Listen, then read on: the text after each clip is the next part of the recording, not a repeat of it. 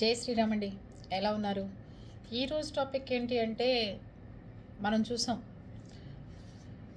పెళ్ళిళ్ళు జరుగుతుంటే ఎంత ఇదిగా పెళ్ళింట్లో పెళ్ళికొడుకు చనిపోవడము, లేదంటే పెళ్లి కూతురు తమ్ముళ్ళు చచ్చిపోవడము, పెళ్లి కొడుకే కారు తోలుకుంటూ వస్తే మొన్న ఈ మధ్యన బెంగళూరు నుంచి తిరుపతి వెళ్తుంటే పెళ్లి కూతురుని తీసుకుని పెళ్లి కొడుకే కారు తోలుతూ తిరుపతి వెళ్తుంటే యాక్సిడెంట్ అయి చనిపోయారు.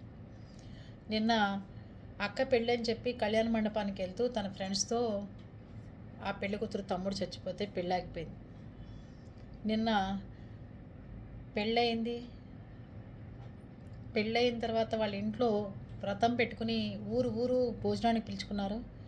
పెళ్లి కొడుకు కరెంటు మోటార్ ఆన్ చేయడానికి వెళ్తే కరెంట్ షాక్ కొట్టి అక్కడికక్కడే చనిపోయాడు. ఇదివరకు రోజుల్లో చెప్పేవాళ్ళు, పెళ్ళి ముహూర్తాలు కుదిరిన తర్వాత పెళ్లి కూతురుతో కానీ పెళ్లి కొడుకులతో కానీ ఇలాంటి కరెంట్లకు సంబంధించి జర్నీలు, బళ్ళ మీద వెళ్ళటాలు, కార్లు తోలటాలు ఏమీ చేయనించేవాళ్ళు కాదు.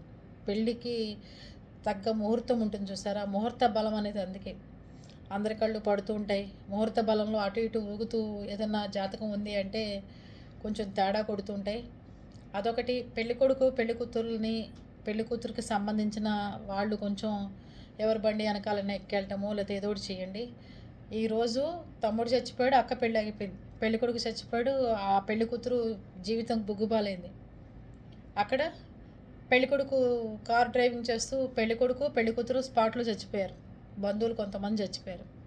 అందుకని పెళ్ళిళ్ళు చేసేటప్పుడు ఇలాంటి పనులు కొంచెం ఆపితే మీ జీవితాలు మంచిగా ఉన్న పెళ్ళిళ్ళు ఇలా ఏడుపులతో మిగలకుండా ఉంటుందని నా ఉద్దేశం. మీరేమంటారు?